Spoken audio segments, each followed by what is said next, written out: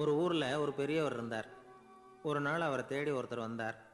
ஐயா, நான் கடவுளை பரிபூர்ணமாக நம்புகிறேன் அப்படின்னார். சரி, அந்த நம்பிக்கை உனக்கு எப்படி வந்ததுன்னு கேட்டார் இவர். அவர் சொல்ல ஆரம்பித்தார். ஐயா, எனக்கு கல்யாணம் ஆகி 10 வருஷம் ஆச்சு. ஆனாலும் குழந்தை பாக்கியம் இல்லை. அதுக்கு என்ன காரணமாக இருக்கும்னு நான் யோசனை பண்ணிகிட்டு இருந்தப்போ நண்பர் ஒருத்தர் ஒரு ஆலோசனை சொன்னார். உனக்கு மதப்பற்று இல்லை, எந்த கடவுளையுமே நம்ப மாட்டேங்கிற, அதுதான் காரணம். கடவுளை நம்பு, உனக்கு குழந்தை பாக்கியம் கிடைக்கும் அப்படின்னார். அவர் அப்படி சொன்னாரே தவிர எனக்கு சந்தேகம்தான். இருந்தாலும் அவர் சொன்னபடியும் நடந்து தான் பார்ப்போமே அப்படின்னு முடிவு பண்ணேன். கடவுளை நம்ப ஆரம்பித்தேன். அந்த வருஷமே அழகான ஆண் குழந்தை பிறந்தது. எல்லாம் இறைவன் அருள் அப்படின்னார். இவர் இப்படி சொன்னதை கேட்டதும் அந்த பெரியவர் சொன்னார், நீ சொல்கிறதெல்லாம் சரிதான். இருந்தாலும் இந்த காலத்தில் எந்த ஒரு காரியமாக இருந்தாலும் அதை சோதனை செஞ்சு பார்த்துட்டு தான் ஒரு முடிவுக்கு வந்து சேர முடியும். அறிவுபூர்வமான முடிவு அதுவாக தான் இருக்கும். அறிவியல் சோதனைகள் அப்படித்தான். ஒரு குறிப்பிட்ட விஷயத்தை பற்றி எத்தனை தடவை சோதனை பண்ணாலும் ஒரே முடிவு தான் கிடைக்கணும். அதுதான் சரியாக இருக்கும். அதனால் இப்போ மறுபடியும் ஒரு சோதனைன்னார். என்ன செய்யணும் அப்படின்னு கேட்டார் இவர். கடவுள்கிட்ட ஒரு பெண் குழந்தை வேணும்னு கேளு. முதல்ல ஆண் குழந்தையை கொடுத்தது மாதிரியே இப்போ ஒரு பெண் குழந்தையையும் கொடுக்குறாரா பார்க்கலாம் அப்படின்னார். சரின்னு சொல்லி இவர் அதே மாதிரி முயற்சி பண்ணினார். அதுக்கப்புறம் அவர் இந்த பெரியவர்கிட்ட வரவே இல்லை. கொஞ்ச காலம் கழித்து இவரே அவரை தேடிக்கிட்டு போய் கதவை தட்டினார். அவர் கதவை திறந்தார். என்ன ஆச்சு, கடவுள் கண் திறந்தாரா அப்படின்னு கேட்டார். அவர், அந்த சமாச்சாரம்லாம் நமக்கு வேணாம் சார். முதல் தடவை அது ஏதோ தற்செயலாக ஏற்பட்ட ஒரு சாதகம். இப்போ நீங்கள் 2வது தடவை சொன்ன பிறகு தினமும் கடவுளை வேண்டிக்கிட்டு தான் இருக்கிறேன், ஒன்றும் நடக்கலை அப்படின்னார் ரொம்ப விரக்தியாக. ஒரே ஒரு தோல்வியில் உங்கள் நம்பிக்கையெல்லாம் பறந்து போயிடுது பார்த்தீங்களா அப்படின்னார் அந்த பெரியவர். எல்லாம் நல்ல விதமாக நடக்கிற வரைக்கும் நம்பிக்கை, எதிர்பார்த்தது தோல்வியில் முடிஞ்சுட்டுதுன்னா அவநம்பிக்கை. மற்றவர்கள் பேரில் வைக்கிற நம்பிக்கை எந்த நேரத்திலையும் விவகாரமாகி விடக்கூடிய சாத்தியம் உண்டு. நாம் நம்பிக்கை வைக்க வேண்டியது நம்மக்கிட்ட தான். நமக்குள்ளே இருக்கிறார் கடவுள். எனவே நம்ம பேரில் நாம் வைக்கிற நம்பிக்கை தான் உண்மையான கடவுள் பக்தி. நிபந்தனையற்ற நம்பிக்கையாக அது இருக்கணும். எல்லாம் நல்லபடியாக நடந்துக்கிட்டு இருந்தால் எந்த முட்டாளுக்கும் நம்பிக்கை வரத்தான் செய்யும் அப்படிங்கிறது ஒரு பெரியவர் கருத்து. தியானத்தின் மூலமாக தான் உனக்குள்ள ஆழமாக தோண்டுனா உன்னுடைய அடி ஆழத்தில் நம்பிக்கை வந்து அப்படியே ஊற்றெடுக்கும், அதை பார்க்க முடியும் அப்படிங்கிறது பெரியவர்கள் சிந்தனை. ஒரு குழந்தை அப்பாவை பார்த்து என்னப்பா பண்ணுறேன்னு கேட்டுதான். பிரார்த்தனை பண்ணிகிட்டு இருக்கிறேன்னாராம் அப்பா. பிரார்த்தனை பண்ணுனா என்ன கிடைக்கும் அப்படின்னு கேட்டுதான் குழந்தை. எல்லாம் கிடைக்கும் அப்படின்னாராம் அப்பா. நீ வச்சிருக்கிறிய பேனா அது கூட கிடைக்குமான்னு கேட்டுதான் குழந்தை. ஓ, கிடைக்குமேன்னு இருக்கார். அப்படின்னா அந்த பேனாவை என்கிட்ட கொடுத்துரு, நீ பிரார்த்தனை பண்ணி வேறு பேனா வாங்கிக்கோ அப்படின்னு தான் அந்த குழந்தை. ஊரில் ஒரு குரு இருந்தார், ஜென் குரு. அவரை தேடிட்டு ஒரு மன்னர் வந்தார். வந்தவர் ஜப்பான் மன்னர். தோட்டக்கலையை பற்றி தெரிஞ்சுட்டு போகிறதுக்காக அவர் வந்தார். எப்படி தோட்டம் அமைக்கிறது அப்படிங்கிறத பற்றி அந்த குரு விவரமாக சொல்லி கொடுத்தாரு. 1 நாள் 2 நாள் இல்லை, 3 வருஷம் கற்றுக் கொடுத்தார். அதுக்கப்புறம் சொன்னார், நான் கற்றுக் கொடுத்துட்டேன், இனிமேல் நீங்கள் போகலாம், போய் தோட்டம் அமைக்கலாம். அதுதான் உங்களுக்கு பரீட்சை. தோட்டம் அமைச்ச பிறகு சொல்லி அனுப்புங்க, நான் வந்து பார்க்குறேன். நீங்கள் இங்கே என்னவெல்லாம் கற்றுக்கிட்டீங்களோ அதையெல்லாம் அங்கே செயல்முறையில் செஞ்சு காட்டுங்க அப்படின்னு சொல்லி அனுப்பி வச்சார். மன்னர் போனார். அரண்மனைக்கு பக்கத்துலேயே ஒரு பெரிய தோட்டத்தை உண்டு பண்ணினார். அழகான மரங்களையும் செடிகளையும் உருவாக்கினார். கிட்டத்தட்ட 1000 தோட்டக்காரர்களை பயன்படுத்தி 3 வருஷங்கள் முயற்சி பண்ணி அந்த அழகான தோட்டத்தை உருவாக்கினார். குருக்கிட்ட இருந்து செய்தி வந்தது, நாளைக்கு வந்து தோட்டத்தை பார்க்குறேன் அப்படின்னு. மன்னர் உடனே சுறுசுறுப்பாயிட்டார். முதல் நாளே தோட்டத்தை சுத்தப்படுத்தினார். ராத்திரி பூரா யாரும் தூங்கலை. எல்லாருக்கும் தோட்டத்தை ஒழுங்குபடுத்துகிற வேலை. அது அந்தந்த இடத்துல ஒழுங்காக இருக்குதா அப்படின்னு சரி பார்த்தாங்க. ஒரு தவறும் இல்லாத வகையில் அதை ஒழுங்குபடுத்தினாங்க. மறுநாள் குரு வந்தார், தோட்டத்தை பார்த்தார். அவருக்கு கோபம் வந்துட்டுது. மன்னருக்கு ஆச்சரியம், எப்பவும் சிரிச்சுக்கிட்டே இருக்கிறவர் இப்போ இப்படி இருக்கிறாரே அப்படின்னு. மெதுவாக குருக்கிட்ட போய் எல்லாம் சரியாக தானே இருக்குது அப்படின்னார். எல்லாம் சரிதான், ஆனாலும் எங்கே அந்த பொன்னிற காற்று அப்படின்னார். உதிர்ந்த இலைகள், பொன் மஞ்சள் நிற இலைகள் காற்றில் அப்படி புரண்டு ஓடுவதை நான் பார்க்க முடியவில்லையே அப்படின்னாராம். அது இல்லாமல் இந்த தோட்டம் உயிரோட்டம் உள்ளதாக இருக்காது, இதில் பாடல் இல்லை, ஆடல் இல்லை, அதெல்லாம் இல்லாமல் இந்த தோட்டம் ரொம்பவும் செயற்கையாக தெரியுதேன்னாராம். மன்னர் இப்போ தான் யோசனை பண்ணார். கீழே கிடந்த காஞ்சி போன இலைகள் மட்டும் இல்லை, மரத்தில் இருந்த காஞ்சி போன இலைகளையும் அப்புறப்படுத்தி சுத்தமாக வச்சிருக்கிறார். இறப்பும் வாழ்க்கையினுடைய ஒரு பகுதி தான். மரணம்ங்கிறது வாழ்க்கைக்கு எதிரானது அல்ல, அதை நிரப்பும் ஒரு பகுதி தான் அது. மரணம் இல்லையில் வாழ்க்கையே இல்லை அப்படிங்கிறது பெரியவங்க கருத்து. இப்போ அந்த தோட்டம் அழகாக தான் இருக்குது, இருந்தாலும் அது ஒரு ஓவியம் மாதிரி உயிர் இல்லாமல் இருக்கு. குரு ஒரு வாளியை கையில் எடுத்துக்கிட்டார், தோட்டத்தை விட்டு வெளியில் போனார். ஏற்கனவே வீசி எறிந்த அந்த சருகுகளை எல்லாம் அள்ளி கொண்டுகிட்டு வந்தார். உள்ள எல்லா இடங்கள்லையும் அதை வீசினார். உடனே காற்று அந்த காய்ந்த சருகுகளையும் பழுத்த இலைகளையும் அசைக்க ஆரம்பிச்சுட்டுது. இப்போ அங்கே சலசல சத்தம், சங்கீதம், இலைகளின் நடனம். ஓவியம் மாதிரி இருந்த அந்த தோட்டத்துக்கு இப்போ உயிர் வந்துட்டுது. இதுதான் அந்த பொன்னான காற்று அப்படின்னாராம் குரு. மன்னருக்கு புரிஞ்சுது. மிகப்பெரிய ஜென் கேள்வி ஒன்று உண்டு. உம்மான் அப்படிங்கிற ஒரு பெரிய குருவை பார்த்து துறவி ஒருத்தர் கேட்டாராம், இலைகள் எல்லாம் கீழே விழுந்து மரங்கள் மொட்டையாக இருக்கும் பொழுது என்ன நடக்கும்? இதுதான் கேள்வி. இதுக்கு உம்மான் சொன்ன பதில் பொன்னான காற்று, தி கோல்டன் விண்டு அப்படின்னாராம். இதுக்கு என்ன விளக்கம்னா, உன்னுடைய எண்ணங்கள் எல்லாம் உன்னுடைய மனசிலிருந்து கீழே விழுந்து உனது உள்ளுணர்வானது மொட்டையாக நிற்கும் நிலைதான் அது. உனது வேர்களின் அருகில் காற்று வீசுகிறது. எல்லா எண்ணங்களும் உன்னிலிருந்து வெகு தூரத்துக்கு புரண்டு கொண்டே சென்று விடுகிறது. நீ அவற்றை கடந்து விட்டால் நீ அவைகளுக்கெல்லாம் மேலெழுந்து கீழே பார்ப்பவனைப் போல நிற்க ஆரம்பித்து விடுவாய். அதுதான் தியானம் என்பது அப்படின்னு சொல்கிறாங்க.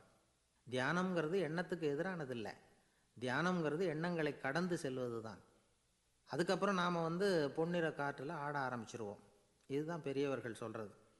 என்கிட்ட ஒருத்தர் தோட்டம் அமைக்கணும்னு யோசனை கேட்டு வந்தார். எல்லாம் சொல்லி கொடுத்தேன். செடிகள்லாம் செழிப்பாக வளரணும்னா வேர் காயாமல் பார்த்துக்குங்கோ, தினமும் தண்ணி விடுங்கோ அப்படின்னு சொல்லி அனுப்பி வச்சேன். ஒரு மாதம் கழித்து ஒரு தோட்டத்தை பார்க்குறதுக்காக போனேன். போய் பார்த்தா எல்லா செடியும் வாடி கிடக்குது. என்னங்க இப்படி பண்ணிவிட்டீங்கன்னு. நீங்கள் சொன்னபடி தான் செஞ்சேன்னார். என்ன செஞ்சீங்கன்னு கேட்டேன். வேறு காயாமல் பார்த்துக்க சொன்னீங்க, தினமும் ஒரு தடவை எல்லா செடியையும் ஒவ்வொன்றா பிடுங்கி பார்த்து வேறு காயாமல் இருக்கா அப்படின்னு பார்த்துட்டு அதுக்கப்புறம் தண்ணி பாய்ச்சினேன், அவ்வளவுதான் அப்படின்னார். ஒரு வயசான பாட்டியும் தாத்தாவும் ஒரு பூங்காவில் உட்காந்து பேசிக்கிட்டு இருக்கிறாங்க. அவங்களுக்கு கல்யாணம் ஆகி 53 வருஷம் ஆச்சு. பிள்ளைங்கள்லாம் படித்து பெரிய பெரிய வேலையில் இருக்கிறாங்க. பேரன் பேத்திகளும் நல்ல நிலைமையில் இருக்கிறாங்க. இந்த தாத்தாவும் பாட்டியும் சிரித்து பேசிக்கிட்டு இருந்ததை ஒரு பெரியவர் பார்த்தார். அவருக்கு ஆச்சரியமாக இருந்தது. இந்த வயசுலேயும் இவ்வளவு அந்யோன்யமாக இவங்க பேசிக்கிட்டு இருக்கிறாங்களே அப்படின்னு நினச்சார். சரி, நேரிலேயே கேட்டுருவோமே அப்படின்னு நினச்சிக்கிட்டு கிட்ட போனார். உங்கள் மன வாழ்க்கையின் வெற்றிக்கான ரகசியம் என்ன அப்படின்னு கேட்டார். இதை கேட்டதும் அந்த தாத்தா சிரிச்சுக்கிட்டே பாட்டியை பார்த்தாராம். அதுக்கப்புறம் சொன்னாராம், நான் இந்த அம்மாவை கல்யாணம் பண்ணிக்கிட்டதுக்கும் எங்களுடைய இல்வாழ்க்கை இவ்வளவு நாளாக பலம் குறையாமல் மகிழ்ச்சியாக இருக்கிறதுக்கும் காரணம் ஒன்று தான். அது என்ன காரணம்னா, எங்களுக்கு இடையில பொதுவாக நிறைய குறைகள் உண்டு, அதுதான் காரணம் அப்படின்னாராம். அவர் சொல்கிறது சரிதான் அப்படிங்கிறது மாதிரி அந்த பாட்டியும் அவரை நிமிர்ந்து பார்த்தாங்களாம்.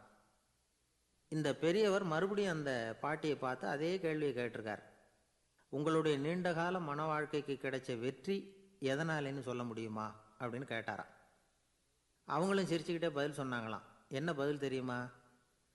சில பேரை நாம் குறிப்பிட்ட பண்புகளுக்காக நேசிக்கிறோம், வேற சிலரை நாம் அந்த பண்புகள் இல்லாத குறைகளுக்காகவே விரும்பி பழகிறோம் இல்லையா அப்படின்னு கேட்டுவிட்டு தலையை குனிஞ்சிக்கிட்டாங்களாம் அந்த பாட்டியம்மா.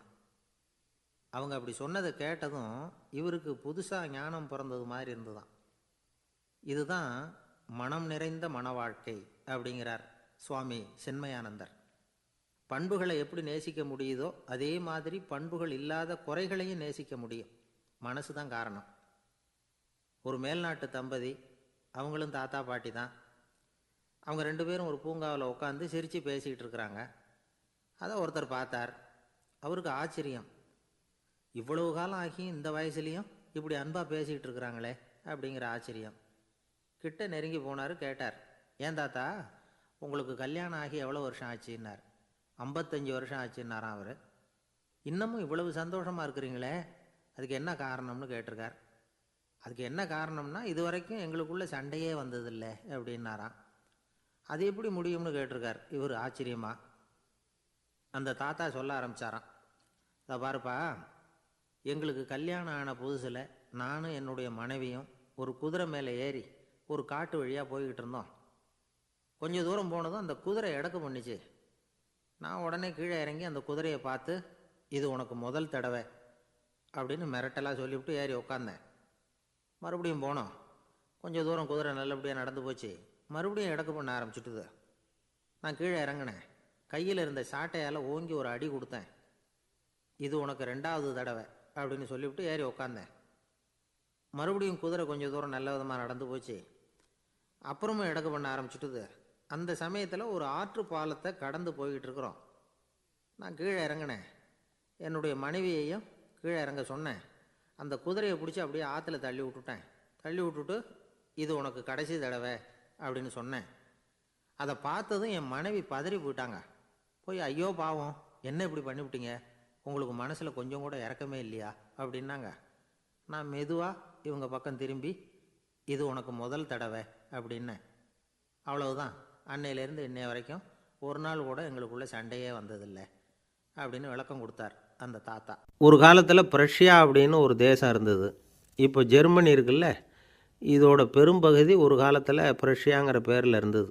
அப்போ அதுக்கு அரசராக இருந்தவர் மகா ஃப்ரெடரிக், அதாவது ஃப்ரெடரிக் தி கிரேட் அப்படின்னு சொல்லுவாங்க. அந்த ராஜாவுக்கு ஒரு சந்தேகம். நாம் பல வகையான வரிகளை விதித்து வசூல் பண்ணுறோம், அப்படி பண்ணி வருமானம் குறைஞ்சிக்கிட்டே போகுதே, இதுக்கு என்ன காரணமாக இருக்கும்? இதுதான் அவருக்கு ஏற்பட்ட சந்தேகம். ஒரு சமயம் அந்த அரசர் தம்முடைய அமைச்சர்களையும் பிரபுக்களையும் தளபதிகளையும் கூப்பிட்டு ஒரு விருந்து வச்சார். விருந்து முடிஞ்சதும் அவங்கள பார்த்து இந்த சந்தேகத்தை கேட்டார். வரிகள் அதிகமாக விதித்து வருமானம் குறையறதுக்கு என்ன காரணம் அப்படின்னு கேட்டார். பல பேருக்கு இதுக்கு சரியாக பதில் சொல்ல தெரியல.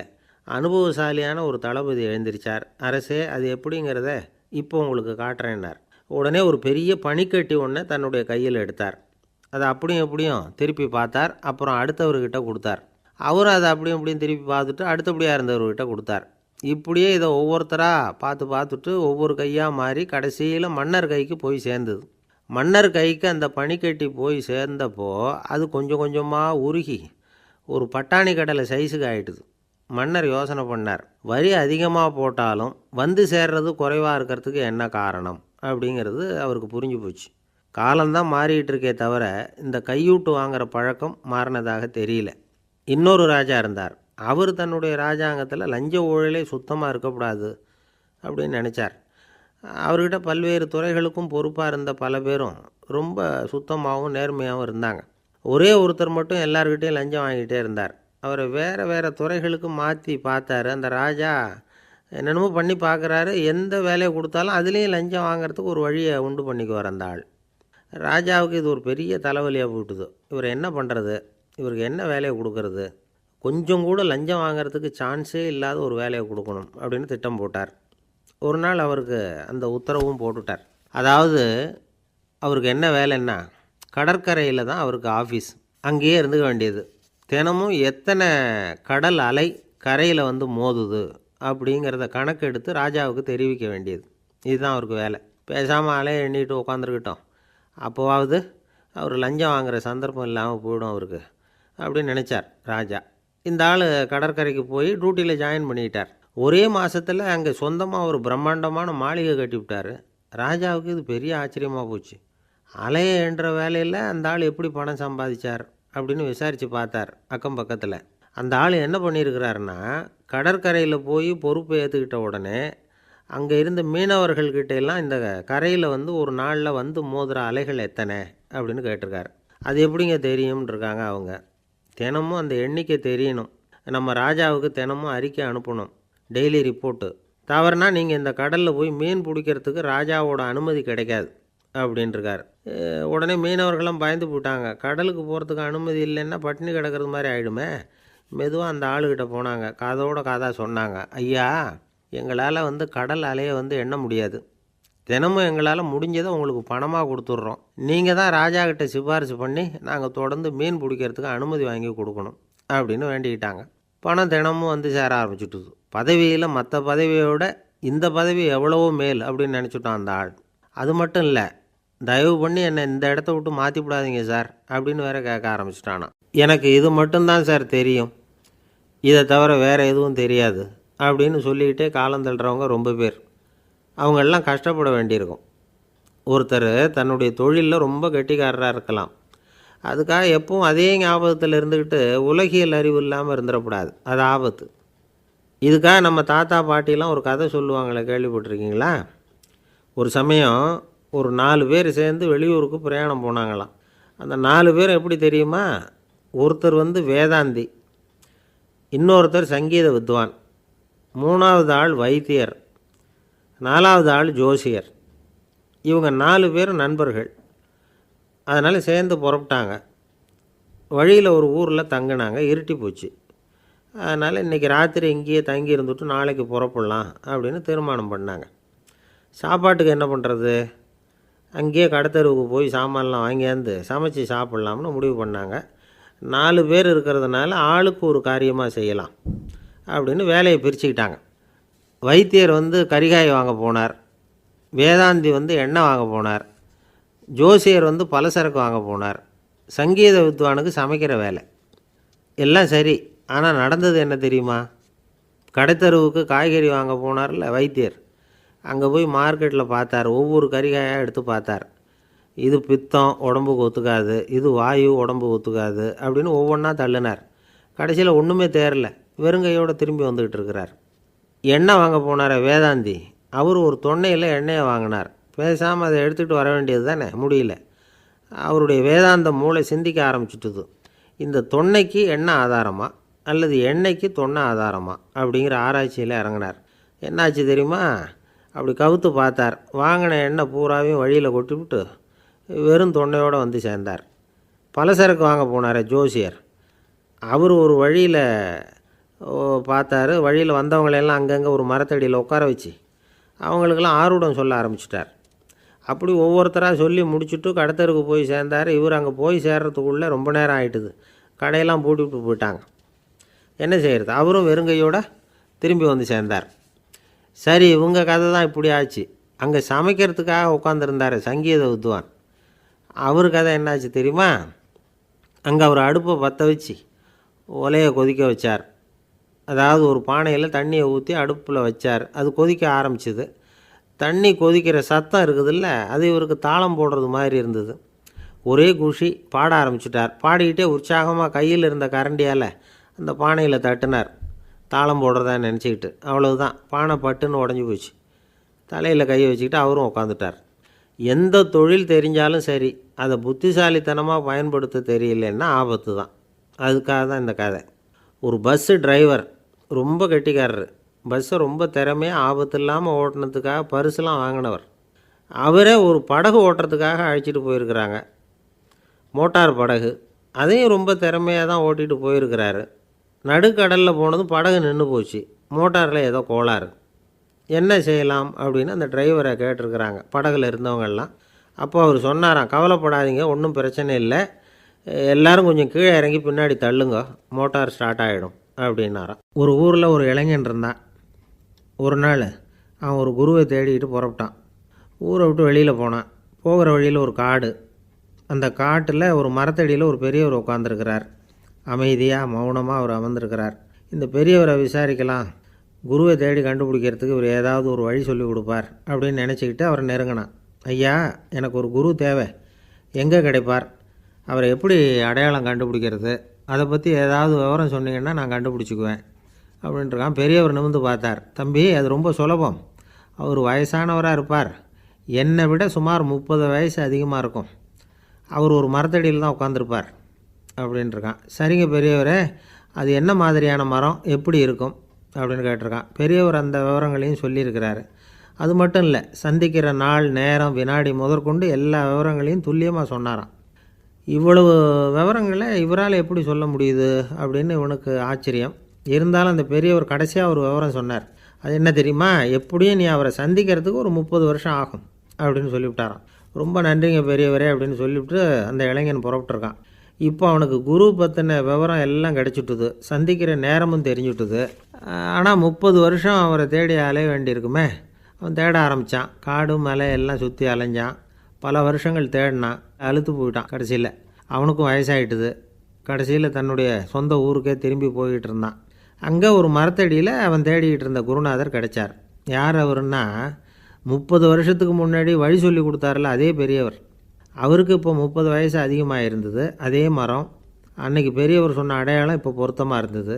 இப்போ அந்த பெரியவர் சொன்னார், சரியாக வந்து சேர்ந்துட்ட, வா, உனக்காக தான் நான் இவ்வளவு காலமும் காத்துக்கிட்டு இருந்தேன் அப்படின்னாராம். என்ன சொல்கிறீங்கன்றிருக்கான்.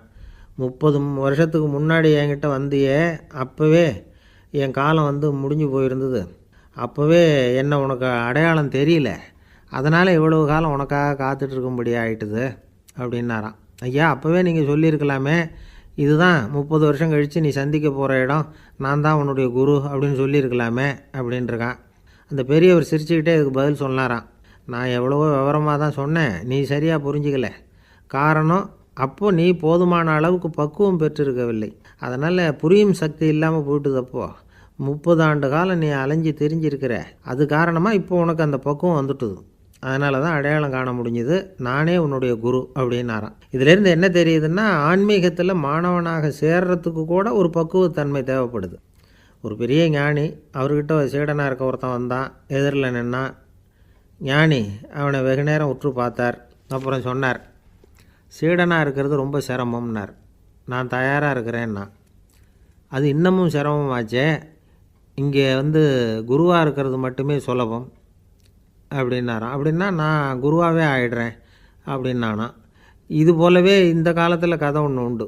ஒரு பள்ளிக்கூடத்தில் வகுப்பு ஆசிரியர் மாணவனை திட்டிக்கிட்டு இருந்தார். டேய், நீ 100க்கு 10 மார்க்கு தான் வாங்கிக்கிட்டு இருக்க. இவ்வளவு மோசமாக நீ படித்தா கடைசியில் மாடு மேய்க்கிறது கூட லாய்க்கு இல்லாதவனா ஆகிடுவேன். அதுக்கப்புறம் என்ன செய்ய போகிறேன் அப்படின்னாராம். பையன் தலையை சொரிஞ்சிக்கிட்டே சொன்னானா, சார் அப்படின்னா ஒன்று செய்கிறேன் அப்படின்னானா. இவர் கேட்டிருக்கார், என்ன செய்ய போகிறேன்னு. வேறு என்ன சார், உங்களை மாதிரி ஒரு ஆசிரியர் ஆகிடுறேன் அப்படின்னானா. இமயமலை அடிவாரத்தில் ஒரு மடம். அங்கே ஒரு சன்னியாசி இருந்தார். அவர்கிட்ட ஒருத்தர் வந்தார். சுவாமி, ஆசையை உதற நினைக்கிறேன், முடியல, ஒட்டிக்கிட்டே வருது அப்படின்னாராம். இப்படி உட்கார, ஒரு கதை சொல்கிறேன் அப்படின்னு சொல்லி அவர் சொல்ல ஆரம்பித்தாராம். அவர் சொன்ன கதை என்னென்னா, ஒரு ஊரில் ஒரு ஆள் இருந்தான். அவன் பேர் குப்புசாமி. அவங்ககிட்ட எப்பவும் ஒரு பழைய தொப்பி இருக்கும், விடவே மாட்டான். அதனால் அவனை எல்லோரும் தொப்பி சாமி அப்படின்னு தான் கூப்பிடுறது வழக்கம். ஒரு புது தொப்பி வாங்கிக்கப்படாதாப்பா அப்படின்னு நண்பர்கள்லாம் சொல்லி பார்த்தாங்க. பணத்துக்கு எங்கே போவேன் அப்படின்னு விட்டானான். பணம் வச்சுருக்கான், செலவு பண்ண மனசு வரல, மகா கஞ்சன். பழைய பாட்டில்கள்லாம் வாங்கி விற்றுக்கிட்டு இருந்தான். அப்படி ஒரு தடவை பழைய கண்ணாடி சாமான்களை ஏலத்தில் எடுத்தப்போ அதில் ஒரு அருமையான சென்ட்டு பாட்டில் கிடச்சிது. உடனே ஒரு ஐடியா பண்ணான். அந்த சென்ட்டை வந்து சின்ன சின்ன பாட்டில்களில் அடைச்சி ஜன்னல் ஓரமாக அடுக்கி வச்சுட்டான். அதை விற்றா நிறைய பணம் கிடைக்குமே, அதனால். இதுக்கு இடையில் ஒரு நாள் அவன் வந்து அப்படியே உட்காந்துருந்தான். அந்த நேரம் நண்பன் வந்தான். ஏண்டா, உன் பழைய தொப்பியை மாற்றப்படாதா, ஊரில் எல்லோரும் கேலி பேசுகிறாங்களே உன்னை தொப்பி சாமின்னு அப்படின்னு சொல்லி கேட்டிருக்கான். இந்த சென்ட்டு பாட்டில் விற்றதும் பணம் வரும், அதுக்கப்புறம் பார்க்கலாம் அப்படின்னு நானா. இவன் சரி வா, நீச்சல் குளத்துக்கு போயிட்டு வருவோம் அப்படின்னு கூப்பிட்ருக்கான் நண்பன். 2 பேரும் போனாங்க. அதே நேரம் அந்த ஊர் நீதிபதியும் அங்கே குளிக்க வந்தாராம். அவர்கிட்ட இருந்தது விலை வசந்த ஒரு புது தொப்பி. அதை அங்கே இருந்த ஸ்டாண்டில் மாட்டிவிட்டு குளிக்க போனார். இதுக்கிடையில் குப்புசாமி குளிச்சுட்டு வந்தான். அவனுடைய பழைய தொப்பியை காணலை. அந்த புது தொப்பியை பார்த்தா இது நண்பனுடைய வேலை தான் அப்படிங்கிறதாக புரிஞ்சுக்கிட்டு அதை எடுத்து மாட்டிகிட்டு வந்துட்டான். நீதிபதி குளிச்சுட்டு வந்து பார்க்குறாரு, தொப்பியை காணும். போலீஸில் புகார் கொடுத்தார். அவங்க வந்து தேடினாங்க. ஒரு மூலையில் பழைய தொப்பி கிடச்சிது. அடடா, இது நம்ம குப்புசாமியோட தொப்பி இல்லையா அப்படின்னு நானா ஒருத்தன். உடனே அவன் வீட்டுக்கு தேடிட்டு போயிருக்காங்க. அங்கே போய் பார்த்தா புது தொப்பி அங்கே இருக்குது. உடனே அவனுக்கு 1000 ரூபா அபராதம் போட்டாங்களாம். அவன் பணத்தை கட்டிவிட்டு ரொம்ப எரிச்சலோடு வீட்டுக்கு வந்தான். பழைய தொப்பி கண்ணில் பட்டுது. மறுபடியும், உன்னால் தானே எனக்கு 1000 ரூபா நஷ்டம் அப்படின்னு சொல்லி அதை எடுத்துக்கிட்டு அப்படி போயிருக்கான். அந்த ஊர் குளத்தில் வீசி எறிஞ்சிட்டு வந்துட்டான். அது மீன் பிடிக்கிற ஒருத்தன் கையில் சிக்கிச்சு. அவன் வர்ற வழியில் அதை எடுத்து வேகமாக வீசி எறிஞ்சான். அது நேராக குப்புசாமி வீட்டு ஜன்னல் வழியாக உள்ளே வந்து இந்த சென்ட்டு பாட்டில்கள் மேலே விழுந்து எல்லாம் உடஞ்சி நொறுங்கி போச்சு. குப்புசாமி பார்த்தான். தோட்டத்தில் ஆழமாக ஒரு குழியை வெட்டினான். அந்த தொப்பியை போட்டான், மூடிவிட்டான். இதை அடுத்த வீட்டுக்காரன் பார்த்தான். ஏதோ புதையல் தான் வச்சுருக்கான் போல இருக்குன்னு நினச்சான். போலீஸில் போய் புகார் கொடுத்துட்டான். மறுபடியும் போலீஸ் குழியை தோண்டினாங்க. பழைய தொப்பி மறுபடியும் வெளியில் வந்தது. எல்லோரும் சிரிக்கிறாங்க. அன்னைக்கு ராத்திரியே அந்த தொப்பியை எடுத்துக்கிட்டு நேராக புறப்பட்டான். ஒரு கல்லில் அதை சேர்த்து கட்டி குடிநீர் தொட்டி இருக்கும்ல, அதில் போட்டுட்டு வந்துட்டான். இனிமேல் என்ன பண்ணும் பார்ப்போன்னு. ஒரு நாள் திடீர்னு குழாயெல்லாம் அடைப்பட்டு போச்சு. மாநகராட்சி அலுவலர்கள் வந்து என்னன்னு பார்த்தா அந்த பழைய தொப்பி குழாயை அடைச்சிக்கிட்டு இருக்குது. இது குப்புசாமியோட தொப்பிங்கிறது தான் எல்லாருக்கும் தெரியுமே. உடனே குடிநீரை பாழாக்கணத்துக்காக குப்புசாமிக்கு கோர்ட்டு 2500 ரூபா அபராதம் போட்டுவிட்டுது. அதையும் கட்டிவிட்டு வெளில வந்தான். கடைசியாக முடிவு பண்ணான்.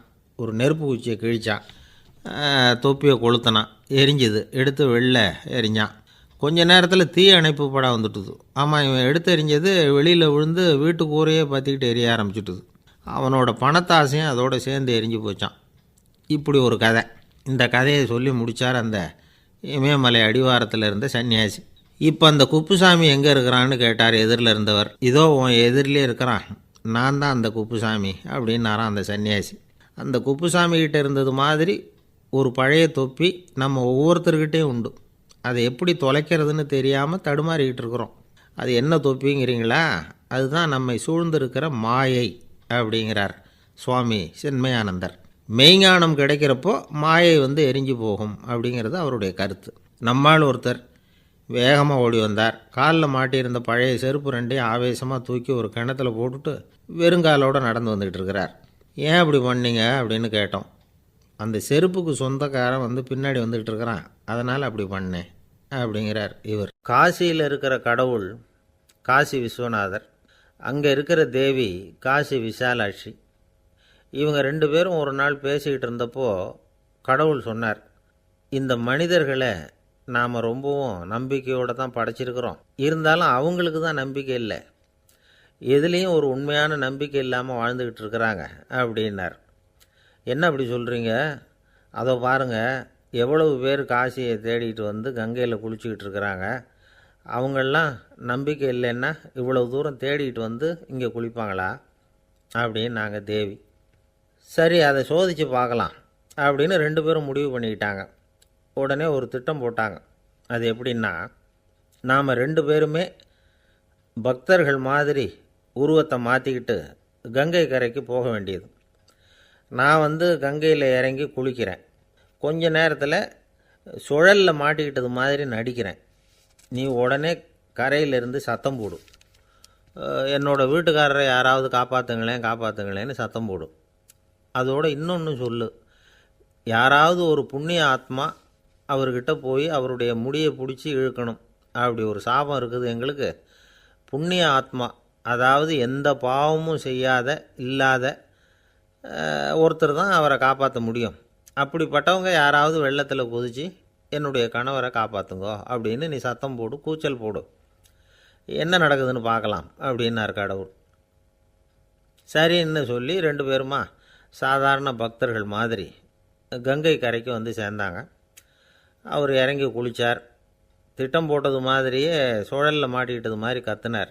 கரையில் இருந்த அந்த அம்மா, ஐயோ என் கணவரை காப்பாற்றுங்களேன், யாராவது காப்பாற்றுங்களேன்னு கத்துனாங்க. பல பேர் ஓடி வந்தாங்க. உடனே இவங்க, பாவம் இல்லாத புண்ணிய ஆத்மா ஒருத்தரால் தான் என்னுடைய கணவர் காப்பாற்றப்படணுங்கிறது விதி, அப்படி ஒரு சாபம் இருக்குது, அதனால் புண்ணிய ஆத்மா யாராவது அவர்கிட்ட போய் அவர் முடியை பிடிச்சி தூக்குனா அவரை காப்பாற்றி போடலாம் அப்படின்னாங்க. இவங்க இப்படி சொன்னதும் எல்லோரும் திகைச்சு போய் நின்றுட்டாங்க. ஒவ்வொருத்தருக்கும் அவங்க செஞ்ச பாவம்லாம் ஒவ்வொன்றா ஞாபகத்துக்கு வர ஆரம்பிச்சுட்டுது. சரி, இதுக்கு நாம் லாயக்கு இல்லை அப்படின்னு சொல்லி ஒதுங்கி போக ஆரம்பிச்சிட்டாங்க எல்லாம். இந்த சமயத்தில் யாரோ ஒருத்தர் வேகமாக ஓடி வந்தார். ஆற்றுல குதித்தார். அவர்கிட்ட போனார், முடியை பிடிச்சார், தூக்குனார், அவரை காப்பாற்றி கரைக்கு கொண்டுட்டு வந்துட்டார். அப்படி காப்பாற்றின அந்த ஆளை இவங்க 2 பேரும் தனியாக கூப்பிட்டுக்கிட்டு ஒரு மண்டபத்துக்கு வந்துட்டாங்க. விசாரிக்கிறாங்க. நீ யாரப்பா அப்படின்னு கேட்குறாங்க. ஏதும் தெரியாத மாதிரி. நான் இந்த ஊர் அன்ன சத்திரத்தில் வேலை செய்கிற ஒரு சமையல்காரன் அப்படிங்கிறார். நீ கங்கையில் குளிக்கிறது உண்டான்னு கேட்டிருக்காங்க. நான் இந்த ஊர்லேயே தான் இருக்கிறேன், இருந்தாலும் தினமும் கங்கையில் குளிக்கிறதில்ல, எப்போவாவது ஒரு நாள் அங்கே குளிப்பேன் அப்படின்னார். கங்கையில் மூழ்கி எழுந்திரிச்சா பாவம்லாம் தொலையும்னு சொல்கிறாங்க. அப்படி இருக்கிறப்போ அங்கே இன்றைக்கி கங்கையில் குளிச்சுக்கிட்டு இருக்கிறவங்கெல்லாம் தங்களை புண்ணிய ஆத்மாவா நினைக்கல. கங்கையில் குளிக்காத நீ உன்னை புண்ணிய ஆத்மாவா நினச்சி என்னை காப்பாற்ற வந்திருக்கிற, அது எப்படி அப்படின்னு கேட்டார். அதுக்கு அந்த ஆள் சொல்கிறான், கங்கையில் குதித்ததுக்கு அப்புறம் தானே உங்களை காப்பாற்ற போகிறோம். அப்படி குதிக்கும் பொழுது என்னுடைய பாவம்லாம் போயிருக்கும்ல, நான் புண்ணிய ஆத்மாவாக ஆயிருப்பேனே, அதனால தான் துணிஞ்சு உங்களை காப்பாற்றினேன் அப்படின்னா. கடவுளும் தேவியும் அவனுக்கு காட்சி கொடுத்தாங்களாம். இப்படி ஒரு கதை உண்டு. அதாவது கங்கையில் குளிச்சுக்கிட்டு இருக்கிறவங்களுக்கே தங்களுடைய பாவம் போகுங்கிற நம்பிக்கை பரிபூர்ணமாக இல்லை. குளிக்காத ஒருத்தனுக்கு அந்த நம்பிக்கை இருந்தது. அதனால் அவனால் கடவுளை பார்க்க முடிஞ்சது. கடவுளை நாமளும் பார்க்க முடியுமா முடியாதா அப்படிங்கிற குழப்பம்லாம் நமக்கு வேண்டியதில்லை. நம்பிக்கையோடு வாழணுங்கிற உண்மையை மட்டும் இந்த கதையிலேருந்து புரிஞ்சுக்கிட்டால் போதும். ஏன்னா இந்த கதையை கேட்டுட்டு ஒரு நண்பன் குதர்க்கமாக ஒரு கேள்வி கேட்டான். ஏன் சார், கங்கையில் குளித்தா பாவம் போயிடும்னு சொல்கிறீங்களே, நான் எனக்கு வேண்டாத ஒருத்தனை அழைச்சிட்டு போய் கங்கையிலேயே தள்ளி விட்டுட்டு அதுக்கப்புறம் அங்கேயே முழுக்க போட்டுட்டு